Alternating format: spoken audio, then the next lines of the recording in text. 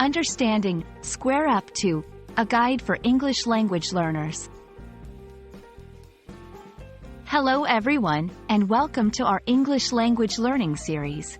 Today, we're going to explore the meaning and usage of the phrase, square up to. This phrase can be quite interesting in English, as it carries more than one meaning depending on the context.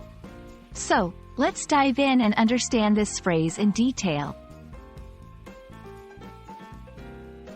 First, let's understand what square up to means.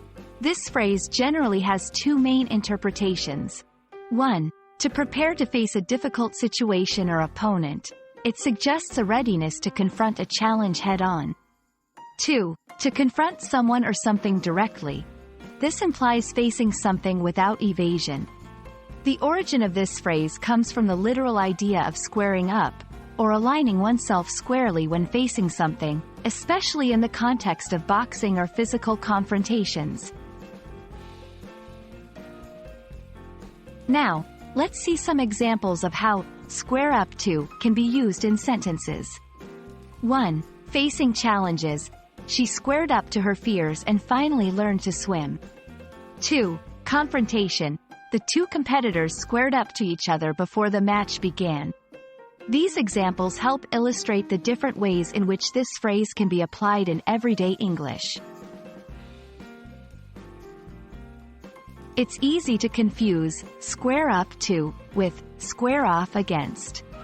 While they can sometimes be used interchangeably, square off against is more commonly used in the context of preparing for a competition or battle. Another common mistake is using square up to in a purely physical context. Remember, it's often used metaphorically to describe mental or emotional preparedness, not just physical. I hope this video helps you understand the nuances of the phrase, square up to.